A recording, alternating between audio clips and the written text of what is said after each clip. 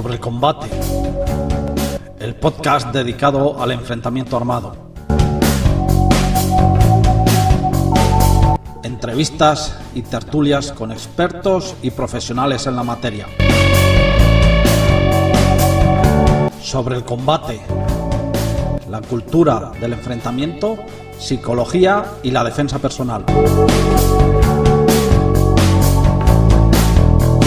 Hola a todos guerreros y luchadores de armas. Bienvenidos al episodio número 10 del podcast y videocast sobre el combate.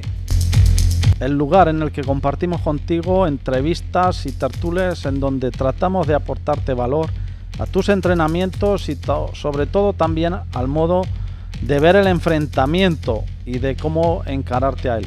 ¿Estás preparado para comenzar? Mi nombre es Lázaro Talaya y en este podcast vamos a hablar de supervivencia moderna. ¡Comenzamos! Hoy hablaremos de un concepto que hace mucho tiempo se me rondaba en la cabeza y que por fin encontré a una de esas personas correctas. Dice una frase que cuando el alumno está preparado aparece el maestro, y así ha aparecido siempre a lo largo de mi vida pues muchas de las cosas que he ido haciendo. Y en este concepto de supervivencia moderna, que es igualmente el concepto del guerrero moderno, vamos a ver cosas muy interesantes para aquellas personas que realmente les gusta el aspecto marcial, pero también de supervivencia urbana, de combate urbano, de defensa personal y mucho más.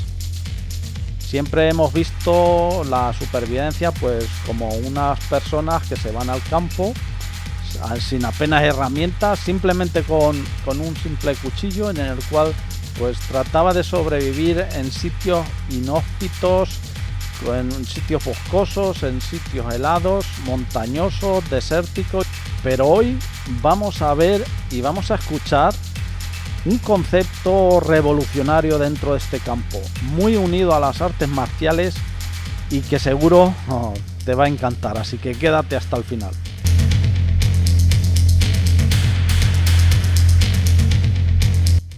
Hola Fernando y bienvenido a este videocast y podcast. Hola Lázaro, es un placer estar hablando con vos. Igualmente para mí y sobre todo para nuestros oyentes va a ser un placer pues la charla y la tertulia que vamos a tener con esta entrevista que te vamos a hacer y sobre todo acerca de tu libro. Este libro que os recomiendo a todos, que es Manual de Supervivencia Urbanas, Técnica y Táctica de Supervivencia Moderna. Es un libro que puede sorprender a muchos y mira que yo he leído libros también sobre supervivencia y todo eso, pero para mí es un libro que recopila todo aquel pensamiento que ya también yo iba trayendo desde atrás hasta que te descubrí en tu canal y dije, ¡buah! Esto era. Como veis, es un libro, está bastante didáctico, además tiene, como veis aquí, anotaciones, que todas las anotaciones las tengo todo el libro lleno de anotaciones habla sobre supervivencia urbana, sobre la ropa, sobre el estado de alerta, tiene un montón de capítulos sobre la comida, sobre armas, muy importante porque este es un canal de armas, aunque no sean armas de fuego, sobre artes marciales, cómo usar los coches, emboscadas, moverse, barricadas. Vamos, es infinito lo que hay aquí. Yo os recomiendo buscarlo en Amazon. De todas formas, en la descripción dejaremos el link. Entonces, Fernando, para nuestros oyentes, ¿cómo tu interés y cuándo comenzó todo esto acerca de la supervivencia urbana? Y cuéntanos un poco tu trayectoria, porque aparte de este has escrito muchos libros. Sí, empecé a escribir principalmente en inglés y a mí ya desde una edad muy temprana me interesaba el tema de la supervivencia, el tema de la naturaleza. A los 10 años me habían regalado el primer cuchillo de supervivencia, de calidad un poco no tan buena, pero en ese momento me empecé a interesar por todas estas cosas, hacer fuegos, construir los refugios.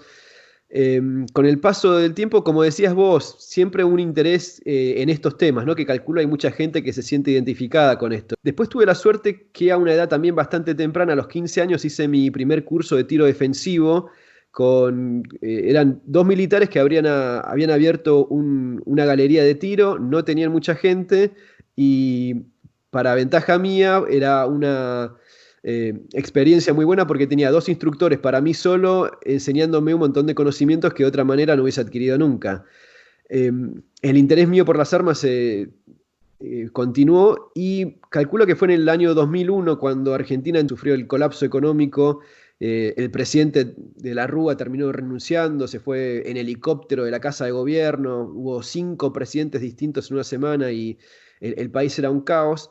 En ese momento es como que esta idea de que muchas de estas cosas que yo asociaba con la supervivencia no me servían tanto para lo que se estaba viviendo en un momento como ese, que es crisis económica, problemas en la calle, inseguridad, disturbio social, una serie de cosas que uno muchas veces no asocia con la supervivencia y ponerme una mochila y una carpa y bolsa de dormir no me iba a solucionar nada de todo lo que estaba pasando. Así que ahí es donde empecé a informarme un poco más, a aprender, y muchas cosas fueron a aprender con los errores y lo que uno veía en la calle, ¿no? Y así es como terminé escribiendo mi primer libro en inglés. Me parece que había como más interés en esto prepper en el mundo anglosajón, por eso escribía en inglés al principio. En habla hispana no era tan popular como es ahora, ¿no? ¿Y cómo se llama tu primer libro en inglés?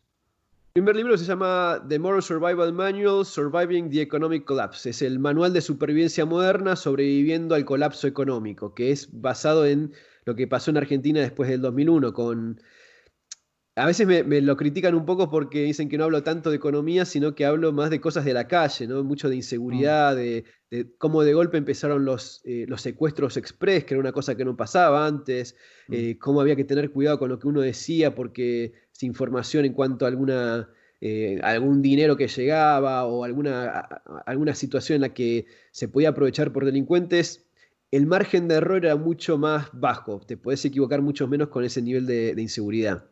ujú. Estoy totalmente de acuerdo en cosas. Por ejemplo, un profesor mío, bueno, mi principal profesor, que ya hablé contigo de quién era, dónde vive, dice que de estar bien a estar mal en un país es una línea muy fina. Y tú lo has descrito aquí. Antes no se veía en Argentina y de repente. Y Exacto. puede pasar en cualquier lugar. Puede pasar en cualquier lugar y son temas complejos lo que estamos hablando, porque son cosas de la vida. Por más que uno viva, y hay cosas que se van dando más gradualmente, por ejemplo, lo que está pasando ahora en Estados Unidos que pasó de golpe. No, no pasó de golpe, fue sucediendo una serie de cosas que llevaron a que desemboque en lo que está pasando hoy en día, donde de golpe están como locos intentando derribar un monumento y le empiezan Mm, a pegar a alguien con una tabla de skate en la cabeza y saca un arma y le dispara. Y uno dice, están todos locos. No, se llegó a esa situación después de muchos años de ciertas indoctrinaciones sociales medias conflictivas y un montón de otras cosas, el tema de la policía también.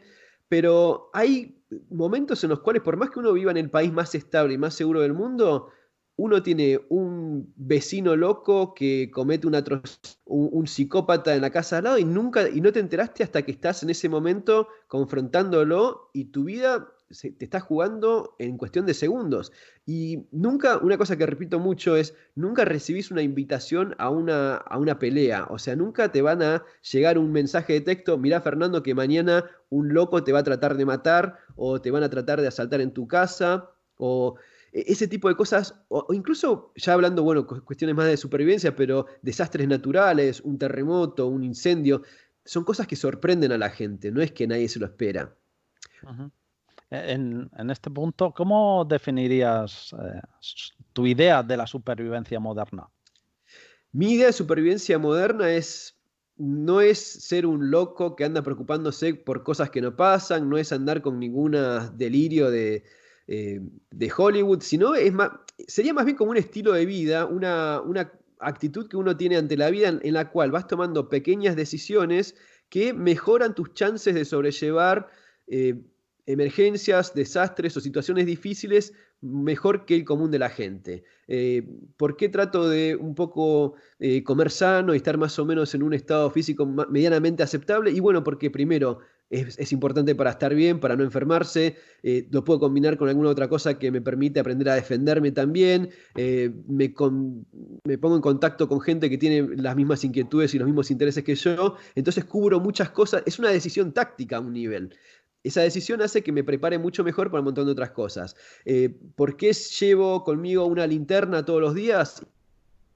En el momento en el cual pasa algo, un inconveniente, sea menor o mayor, pero tengo la posibilidad de ver cuando de otra manera no tendría esa posibilidad. Entonces, una mínima preparación, como es poner esto en el bolsillo antes de irme de mi casa, me permite estar mejor preparado para lo que sea que pase. Y así un montón de cuestiones más. Eso, por ejemplo, lo defines muy bien en tu libro, en el capítulo de los 7 círculos de influencia, creo que era. Sí. Cómo todo está relacionado con todo para ser completo. Claro, a veces es muy abrumador el tema del preparacionismo de, bueno, ¿qué hago? ¿Me compro comida? ¿Me compro un kit de primeros auxilios? No, pero vi un video donde me tengo que preparar la mochila con la carpa y la bolsa de dormir para ir a sobrevivir en la naturaleza cuando se acaba el mundo. Entonces es como, además es muy costoso también. Si uno ve la cantidad de equipo que compra, la cantidad de equipo que tengo yo, me pone en los comentarios, Fernando, dale, que todo eso, vamos. Pero lo que tiene que entender la gente es que es un proceso. Uno no es que de un día para el otro adquiere todo lo que necesita. Incluso lo más importante, que es el conocimiento, tampoco es que llega de un día para el otro. Es una vez que uno cambia la cabeza, hasta cuestiones mínimas como, y bueno, ¿qué coche me compro? Me compro un modelo que primero que tiene que funcionar y tiene 4x4, pero necesito yo una camioneta o algo para hacer off-road, o la verdad es que eso no es muy realista para mi día a día. Entonces encuentro un punto intermedio en el cual me sirve para usar todos los días, no consume mucho combustible, entonces no es un gasto extraordinario para usar, lo tengo conmigo cuando lo necesito. Me fijo modelos que tengan fama de ser muy confiables, que es lo más importante de todo, y como eso, todo lo demás, todas las decisiones, dónde voy a estar viviendo, son lugares seguros, son lugares donde hay... A mí, por ejemplo, me pasó cuando estaba viviendo en Irlanda del Norte, me había fijado las zonas donde había menos probabilidad de inundación. Encontré en internet mapas yendo hasta 100 años atrás. Entonces me fijé en el mapa y elegí un lugar en el cual no había inundaciones. Al poco tiempo de estar viviendo ahí, una tormenta muy grande se inunda exactamente donde los mapas, por una cuestión histórica, decía que se inundaba, y yo estaba ahí en un lugar seco, pero no era casualidad, es toda una planeación, Sí. una actitud que tenés ante todas las decisiones que vas tomando. Sí, no, eso pasa aquí, ¿eh? Casas que se construyen en lo que Ah, eran antiguos pasos de agua, que no se tienen en cuenta aquí en mi pueblo donde vivo, en claro, Tarazona. Eh, Construyen casas, no llega a la riada, pero cada 10, 15 años, claro, aunque pase cada 20 años, pero esos 20 años te eso va a destruye pasar, claro. te destruye la casa, vamos. Claro, y Sí, uno, el constructor está especulando con que la gente tenga memoria de corto plazo, lo sí. construye, lo vende y suerte que le tocó y bueno, ya Mm, está. mm. Pero con lo que me preguntabas de los 7 círculos estos de preparacionismo, arrancás con tu cerebro, la cabeza, la mente que tenés, la actitud ante todo esto, eso a medida que vas expandiendo, que entra el cuerpo que también preparado está físicamente, después lo expandís un poco más y es la ropa, la vestimenta, por qué uso cierto tipo de calzado, qué llevo en los bolsillos, si llevo una mochila conmigo en mi día a día, qué es lo que tengo ahí, el vehículo, el coche mío, qué llevo adentro por las dudas si hay algún inconveniente. Todo esto tratando de ser razonable y sin exagerar en nada. O sea, yo en mi coche no ando con una pickup 4x4 Defender como si me fuera a hacer un safari en el desierto. Yo voy con una Honda CRB para tener un poquito de maniobrabilidad 4x4 si es que alguna situación se presta y nada más. Y un poco de equipo, un par de mochilas con algunas cosas, ¿no? Sí, y aparte también tocas el tema, como tú bien has dicho, de salud, el tema económico es muy importante. Y te voy a decir, estos 7 círculos integrados, para mí, es lo que se llama el guerrero moderno a nivel civil, porque no se trata de ser como los militares, por eso es Claro. imposible. Sí. Bueno, uno puede ser militar y se anota y va y ¿no? Sí, Bueno, si es militar, sí, claro, ¿eh? Si es está militar, sí. perfecto. Pero Es que no te sirve tanto en lo que es, aunque sea la manera en la que lo veo yo, para el preparacionismo moderno, no es que me va a servir prepararme como si fuera un soldado en una zona de conflicto y tengo que Es ejercer una tarea, tengo un trabajo. Un soldado es una persona que está haciendo un trabajo, es un trabajo muy difícil, pero se lo entrena para que haga ciertas cosas.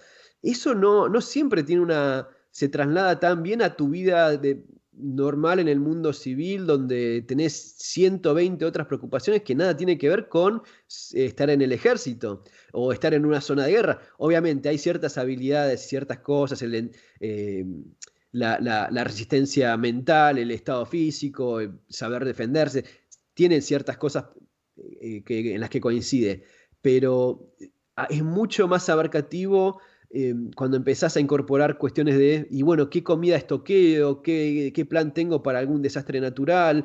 Si estoy en la calle y estaciono el auto y cuando salgo me atacan, no voy a estar con mi fusil encima y dos o tres compañeros que cuando uno está solo, cuando está, por ejemplo, después de aparcar el coche y está volviendo caminando solo, es todavía más importante. No llevo un fusil encima, no tengo un escuadrón o compañeros conmigo, entonces es todavía más importante el prevenir cualquier conflicto y estar muy alerta en ese tipo de situaciones. obviamente, obviamente.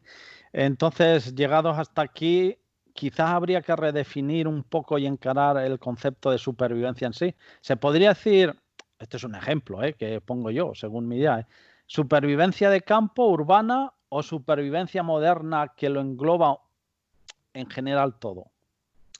Está la supervivencia clásica como el 90% de las personas que miran este tipo de material o buscan videos o los programas de televisión, es mucho o bien directamente basado o aplicado a la supervivencia en la naturaleza, lo que sería el bushcraft en inglés, el tema de estar en el bosque, en la naturaleza, con cierto equipo y tener algunas habilidades para sobrevivir en ese entorno, que eso también muchas veces tiene su componente militar. En el ejército también te entrenan a sobrevivir en la naturaleza, sobrevivir en el desierto, la montaña, sobrevivir cuando estás caído en hombre al agua. O sea, hay un montón de componentes que eh, tienen una aplicación real, pero la probabilidad que el común de la gente termine varado en el medio del Amazonas o perdido en el medio del taiga en Rusia es muy baja en comparación de muchas otras cosas que sí,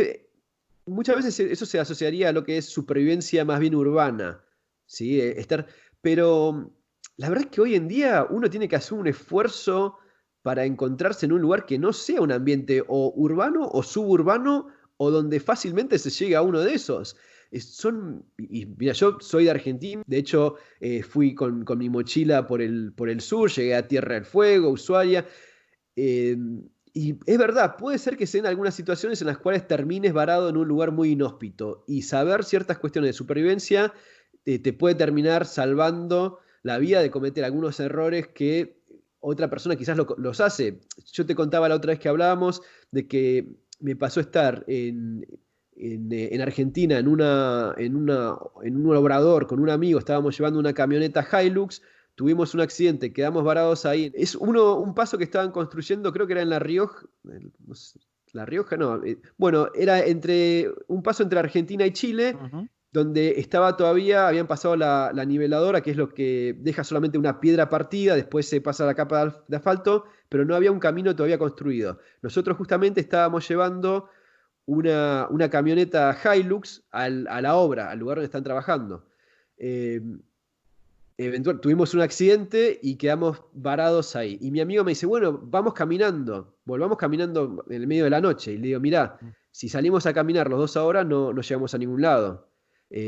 Porque yo sabía, en base a lo que había leído y lo que había estudiado también, que la distancia que teníamos que recorrer, el clima en el cual estábamos, era imposible. Entonces esperamos a la mañana siguiente y bueno, por suerte pudimos resolver la cuestión, no pasó nada, pero hubo no tanto, hace unos meses, un caso en Patagonia donde se les quedó también el coche en una tormenta de nieve, se bajaron a caminar a ver si llegaban, iban con ropa que no era la adecuada para ese tipo de clima y en 4 horas, y la distancia que cubrieron en 4 horas coincidía con la velocidad promedio de una persona caminando en ese tipo de clima, y bueno, le bajó la temperatura y murieron las dos personas que habían salido a caminar. La mujer que se quedó en el coche, la encontraron y la salvaron. Vaya que sí. Eso es, entonces, como explicas en tu libro, tener en cuenta las posibilidades de las cosas que pueden ocurrir entre lo más probable Y y lo lo menos menos probable. Exacto. Exacto.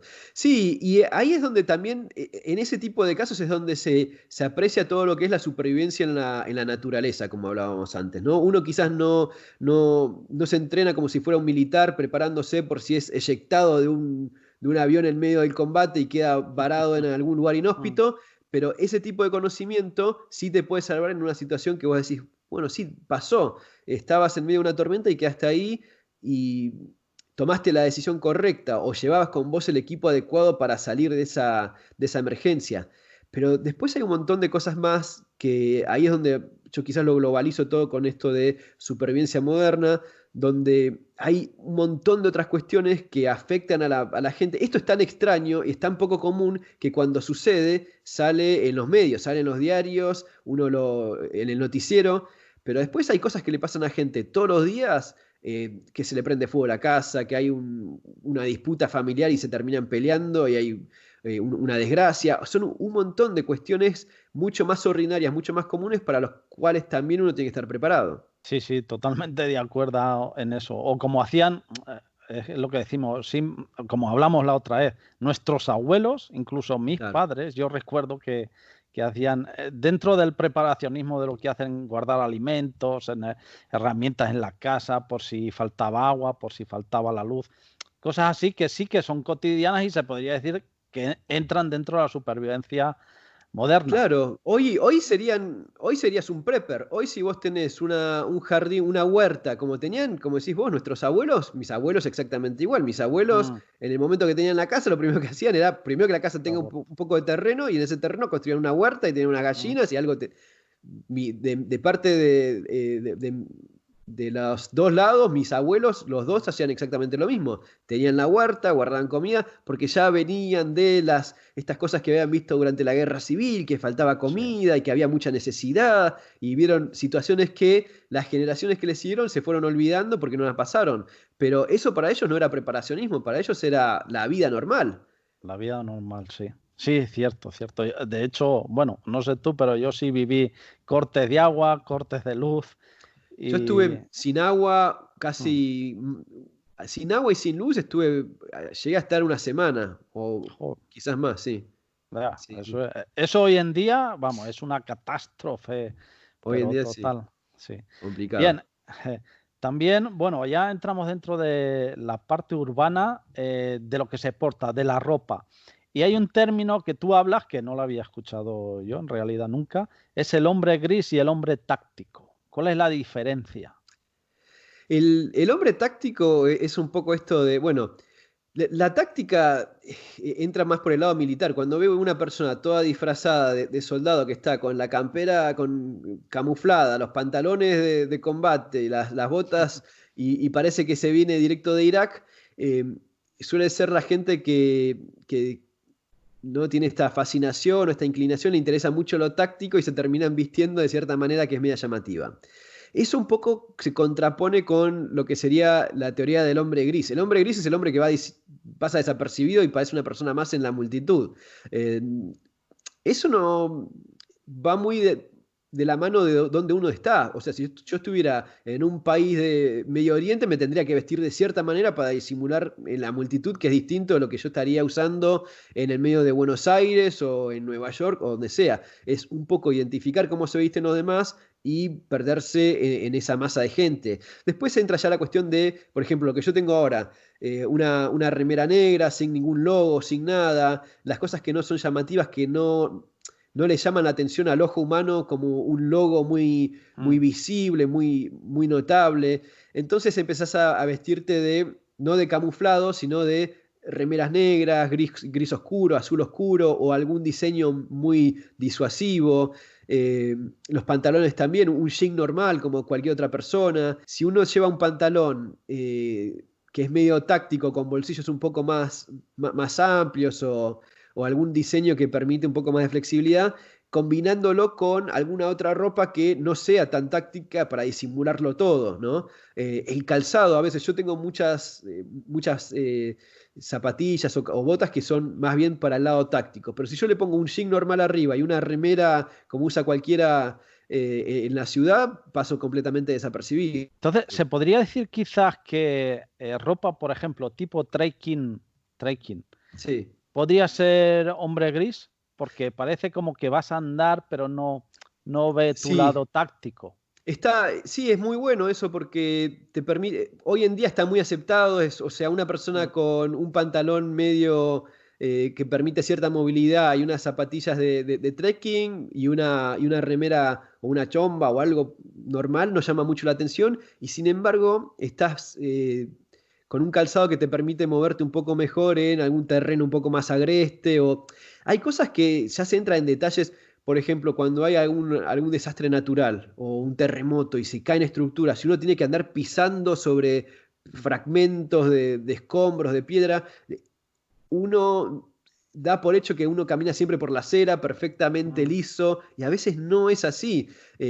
A mí me pasó una vez un problema que tuve con el coche, tuve que caminar por el costado de la ruta una buena cantidad, una buena distancia, y era todo terreno completamente irregular, con pedazos de botellas rotos, y tener el calzado un poco más resistente, unas buenas botas, permitía ir pisando. Si eso mismo lo tenía que hacer con una de estas zapatillas que son de lona muy finita, probablemente llegás con los pies bastante cortados, ¿no?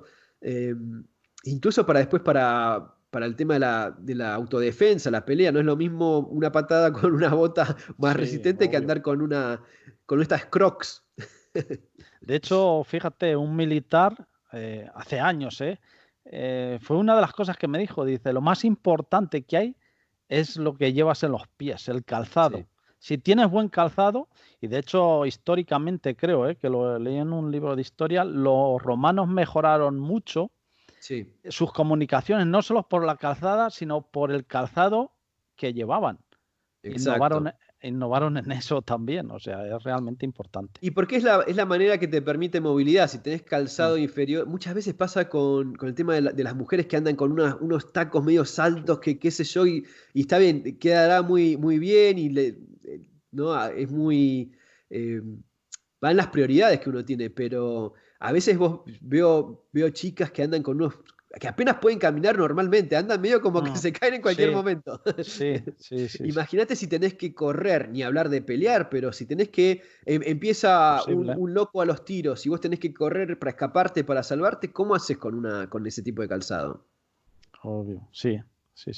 Pues fíjate, con unos tacones y tener que correr. Unos tacones que andan ahí medio a las zancadas escapando.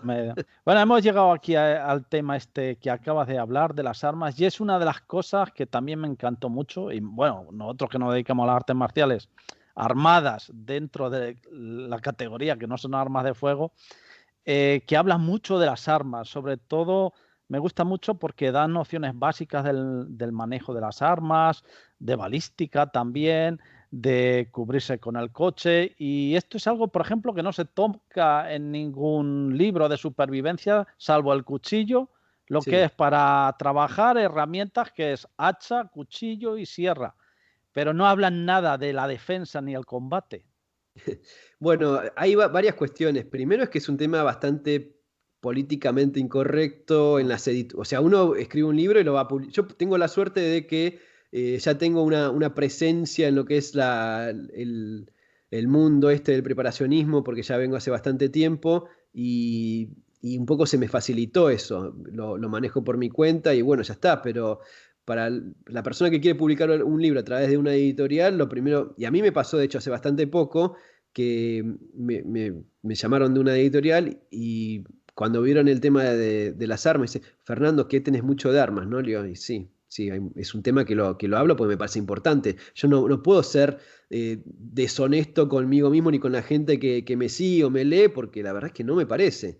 Me dice, bueno, pero vos sabés que eso, y bueno, al final no, es que no se puede. Son cosas que no, en especial hoy en día con lo sensible que está todo, hay mucha gente que no le gusta que hables nada de que la gente que se defienda.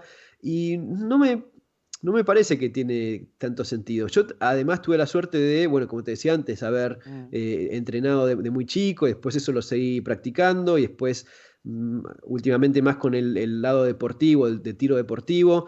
Pero hay una diferencia entre lo que es el tiro deportivo y el tiro defensivo. Son dos cosas que no es lo mismo.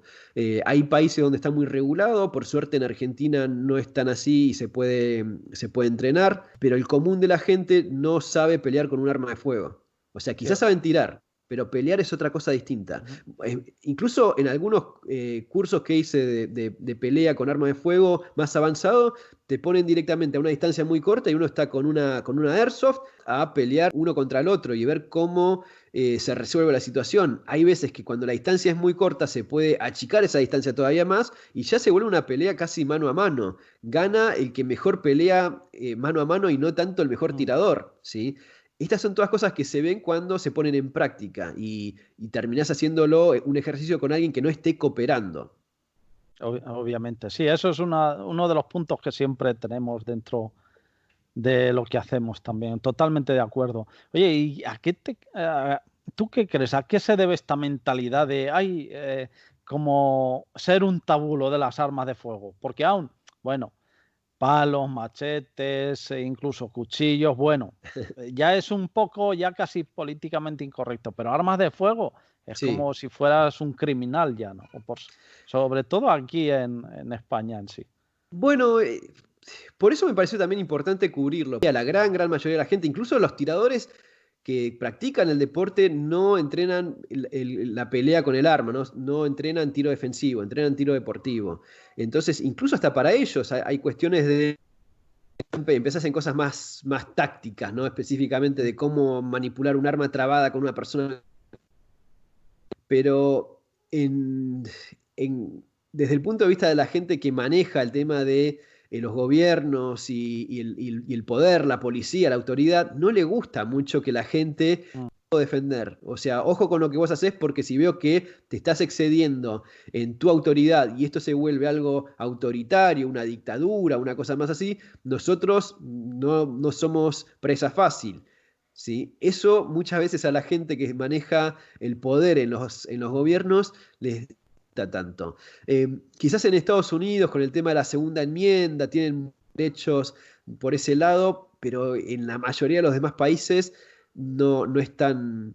Pero me parece importante porque incluso el día que alguien, lo que sea, viene con un cuchillo, un ataque terrorista, una persona que dada la situación que sea, un delincuente peleando con un policía, le quitó el arma se cayó, viene un amigo del delincuente y uno que hace, yo no sé cómo es eso, yo no sé hacer nada, aunque sea el manejo seguro para decir, bueno, lo saco, lo quito de la pelea y sé como aunque sea no dispararme a mí mismo con eso.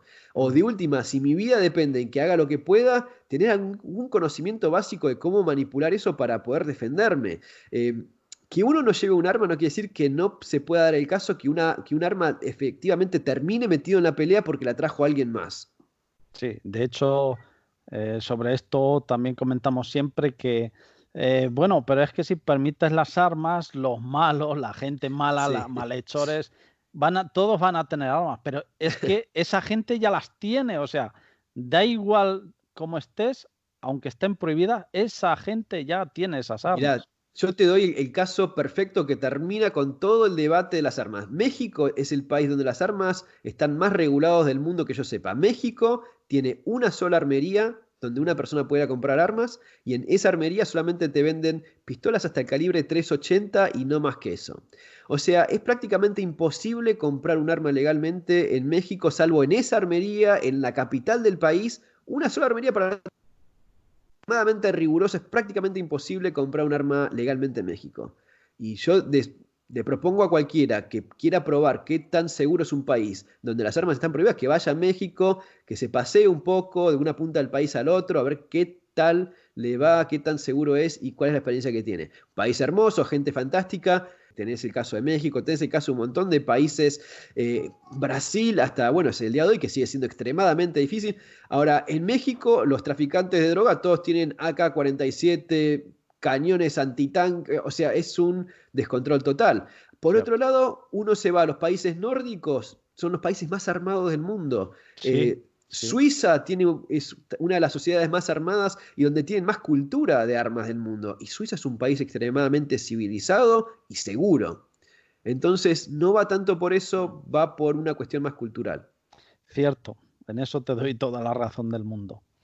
Em, Llegamos y, bueno, también, aparte de las armas de fuego, de todo, también hablas del combate desarmado y también de las armas improvisadas dentro de esto. Por ejemplo, los cinturones, el paraguas, las lanzas, cualquier pequeño detalle se convierte, bueno, es lo que Cualquier decimos, cosa, sí, sí. todos los que nos gustan las armas, cualquier cosa es un arma. A veces cuando te preguntan, ¿y si no tienes nada, Dios? Siempre vas a tener algo. Aunque sea tenés las manos, eso también algo para... Sí, No, una cosa que había puesto en el Instagram mío y también lo puse en el libro, que el arma en definitiva sos vos, lo que vos tenés en la cabeza es el arma. Eh, no entremos en mucho detalle, pero hubo gente que hizo cosas terribles en el mundo no hace tanto, cuando fue el atentado a las Torres Gemelas. Eso es la mente humana puesta a ver cómo pudo hacer alguna cosa espantosa, ¿no? Y se le ocurre a la gente hacer este tipo de cuestiones, pero aplicando la misma... la misma filosofía, ¿con qué me puedo defender? Y tenés el mundo rodeado con cosas que puedes usar para defenderte.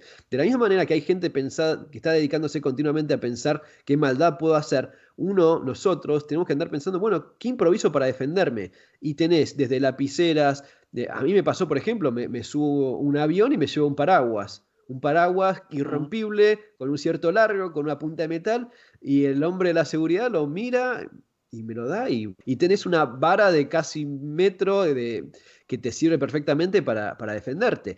No es un arma de fuego, pero es algo que se puede muy fácilmente improvisar para la defensa.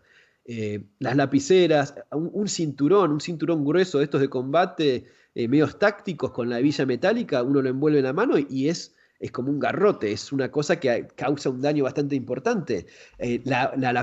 Una simple lapicera o lápiz no tiene ni siquiera ni que ser táctico, con que sea una lapicera de metal más o menos rígida, también se puede usar. Pero o va un, más que nada por esto, o un propio reloj, el, como, el sí, propio reloj. como dices en el libro, sí. A eso lleva razón. Por ejemplo, en ese caso los terroristas allí usaron el avión como arma también, como herramienta, y aquí en España, bueno, como se vio en Barcelona y tal, pues un camión Un o... camión.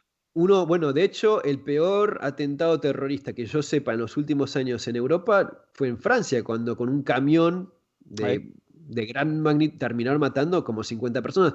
Está en la cabeza de la gente y una cosa que hablábamos la otra vez, estas personas que te dicen, yo no podría tener nunca un arma porque vos no sabés cómo me pongo yo soy un loco, me pongo y cuando me dicen así, lo primero que le digo es, bueno, vos manejás un coche, tenés un coche, sí. Y yo digo, andás atropellando a la gente que no te gusta por la calle.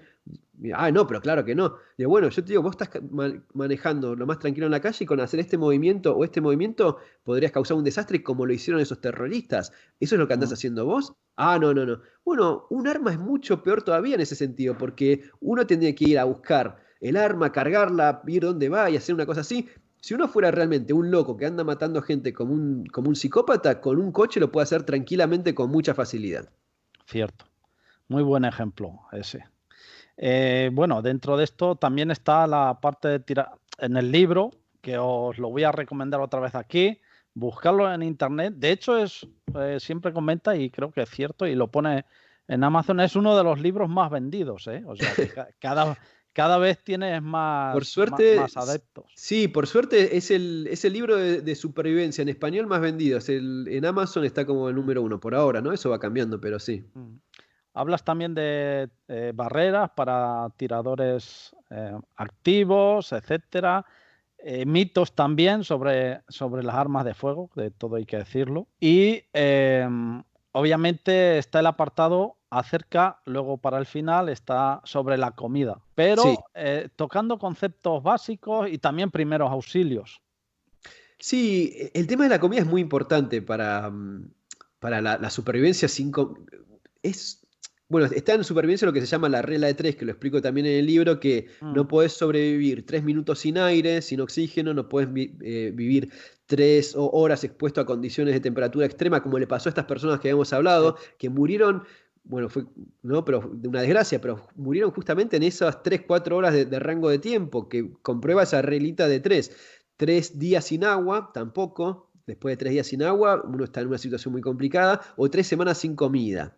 Entonces, la comida es una prioridad. Si bien podés vivir bastante tiempo sin comida, después de unos días sin comida, y más si estás en un estrés elevado, lo vas a sufrir bastante. 3 semanas es bastante extremo. Eh, Se puede vivir, pero la situación en la cual vas a estar, el agua es dentro de todo un poco más fácil de obtener, pero por ejemplo, con lo que pasó ahora con el tema del coronavirus, la gente salió toda corriendo a comprar comida. Si uno era una persona interesada en estos Mm. temas, ya tenía estoqueada una cantidad de comida y comida que supiera cocinar, que en su núcleo familiar lo consumieran, estuvieran... yo, por ejemplo, en mi casa comemos lo que guardamos, o sea, saco Sí. de lo que tengo guardado y esa misma cantidad me aguanta 1 año, 2 años. La comida que es de alimentos no perecederos dura bastante tiempo, más si uno tiene alguna idea de cómo guardarlo correctamente. Medios de purificar el agua, ¿sí? Tabletas o Mm. filtros. El tema del aire, eso famoso, eso que decíamos, los 3 minutos sin Ah, aire. sí, Bueno, sí. para eso uno tiene máscaras, ahora están con las mascarillas y todas estas cosas, pero eso te demuestra la importancia que es poder respirar de manera segura. Y independientemente de que sea un virus, un humo de incendios forestales o cenizas volcánicas. A mí me pasó estar en Buenos Aires que hizo erupción un volcán en el sur miles de kilómetros y un día nos despertamos y estaba todo cubierto de unas partículas de ceniza que era como vidrio molido, que, bueno, en los medios como siempre ayudando diciendo que no era tóxico, que no hace nada, en realidad te molía por adentro, era como una lija en los pulmones esa ceniza. Y la verdad es que había que tener algo para filtrar eso. Eso era lo más adecuado, ¿no? S- Sí, sí, sí. No hay que, sobre todo no hay que fiarse de lo que te dicen los medios, nunca. Confiarse mucho, no, no, es buena idea. Sí, dentro, ya que tocamos el tema de la comida, no solo sería guardar la comida, sino también hacer tu propia comida, que Claro. a veces se olvida, ¿eh? Porque hay gente que dice, no, hay que tener comida guardada, tal, y acumulan botes, tal, pero ¿y si un día se te acaba y tú no sabes ni cocinar, ni cómo crear los alimentos, ni sabes nada? Eso también sería otro punto, ¿verdad? Y sí, hay mucha gente que se. Hay mucha gente que se focaliza solamente en un área. Por ejemplo, la gente, esto pasa mucho en Estados Unidos, le gustan las armas y tiene un montón de armas, Mm. no tiene ni una semana de comida, pero tiene 20 armas distintas y quién sabe qué cantidad de munición. Hay gente que le gusta el tema de la cocina y se focaliza solo en eso y no tiene manera de defenderse si alguien viene y le patea la puerta de la casa un día.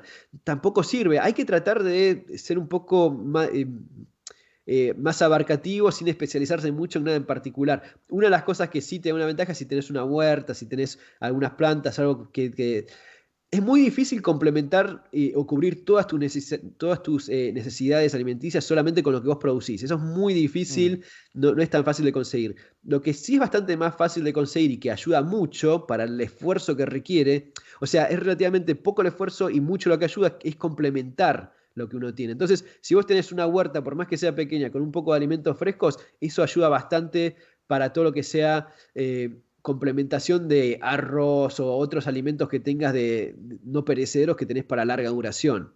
Luego, ya vamos llegando, Fernando, en la recta final. Bueno, llevamos ya 44 minutos, ¿eh? 44 minutos de entrevista muy amena y la verdad lo estoy pasando bien. El último capítulo sobre improvisación y consejos rápidos, pero hay una frase que me gusta mucho porque también es aplicable dentro de la gente que nos ve, porque nos va a ver mucha gente dentro de las artes marciales, que dice, para tener éxito, planear no es suficiente, uno debe también improvisar. Y eso es Exacto, algo, y sobre todo en el caos, porque si tienes todo predeterminado, no, pues hago esto, pero se sale de esas reglas, estás exacto. perdido.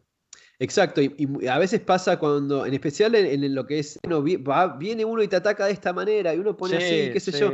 sí, sí. Y son situaciones caóticas donde no te vino así, ni era uno, sino que eran tres, y no viste al amigo que te pegó una patada en la espalda y te tiró. Mike Tyson tiene una frase muy, muy buena que dijo en uno de esos momentos más lúcidos, dice que todos tienen un plan hasta que le dan un golpe en la cara. Y eso es verdad, muchas veces la gente piensa, voy a hacer esto, voy a hacer lo otro, pero cuando o bien físicamente te dan un golpe en la cara, o la vida te da un golpe y de golpe te deja mirando para arriba, tenés que Mm. aprender a improvisar. Y esto es lo que a nosotros como especie nos permitió llegar a donde estamos, ser la especie dominante, no por ser ni los más rápidos ni los más fuertes, sino por ser los que somos más adaptables a los cambios.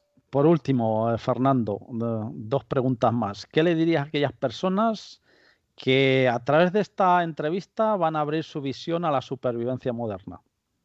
Sí, ¿Cómo comenzar? Quizás.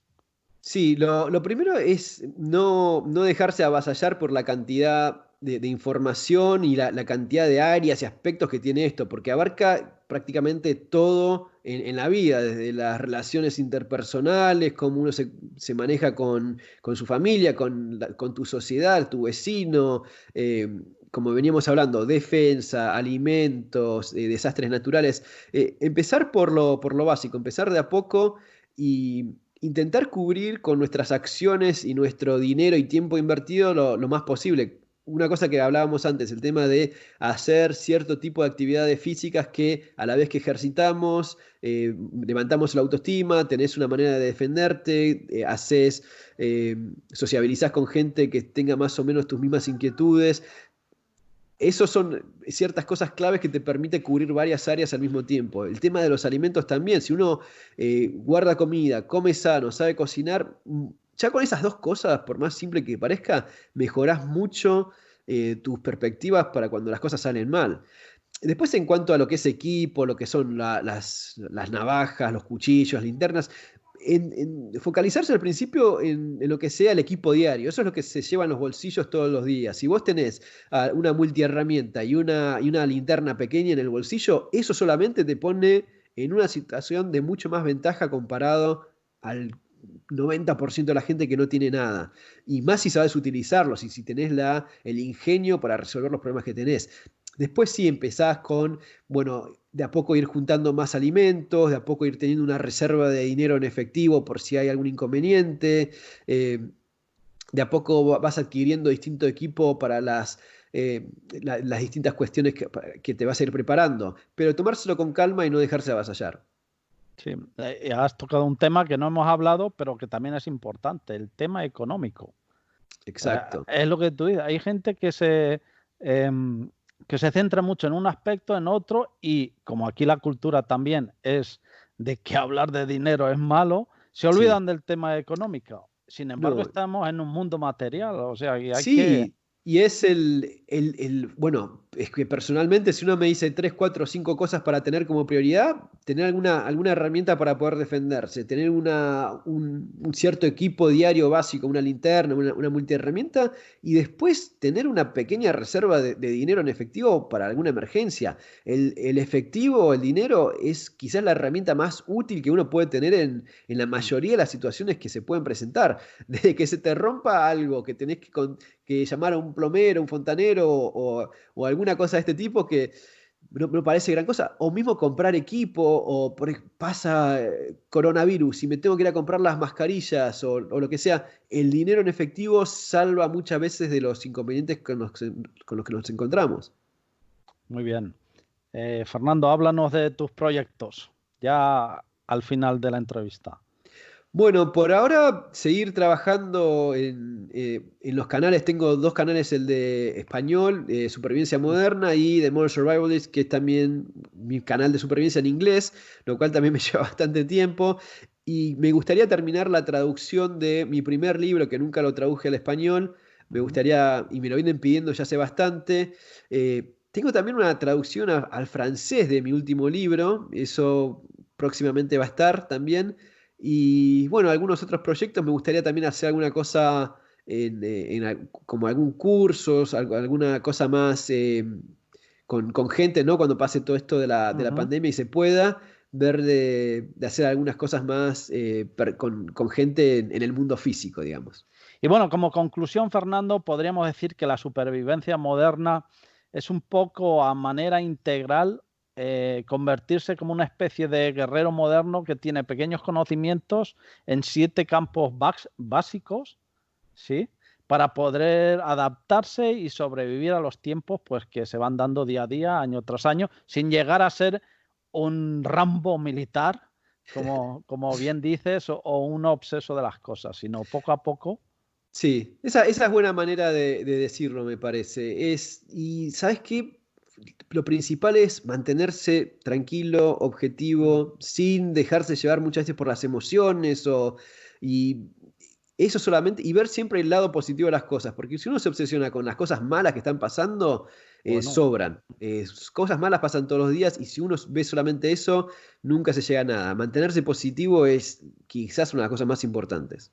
y que el mundo sigue, no se va a acabar, y que No se todos acaba. son ciclos. Sí, O sea, el exacto. mundo es cíclico, sobre todo muchas veces se lo digo a la gente, si la gente estudiara más la historia, se daría cuenta que lo único que cambia es la tecnología, porque todo es cíclico, todo es cíclico. Esto pasa mucho para lo que es supervivencia, los preppers, me lo preguntaron en entrevistas en inglés para algún medio. ¿Te preparás para el fin? No, no, el mundo no se acaba, el fin del mundo nunca se acabó, no se va a acabar, lo que sí van pasando cosas más serias, menos serias, incluso cosas muy terribles pasan a veces, guerra, todo eso, pero no ando planeando con que se acabe. Y si alguna vez se acaba porque viene un meteorito y nos vuela a todos, bueno, ¿Qué será le vamos a así. hacer? Ahí ya estará. Pero andar preocupándome que se acaba el mundo, no, no. Las cosas van cambiando y cuando uno se prepara bien, mejora muchísimo las chances de seguir adelante con la vida, de más o menos disfrutándola, ¿no? Exacto, muy bien dicho. Pues gracias, Fernando, por acompañarnos en esta entrevista, en este videocast. Y a ti, oyente, puedes encontrar el libro en Amazon. Vuelvo a recordarlo, estará ahí puesto. Este manual de supervivencia urbana que os lo recomiendo a todos y a muchos les va a sorprender.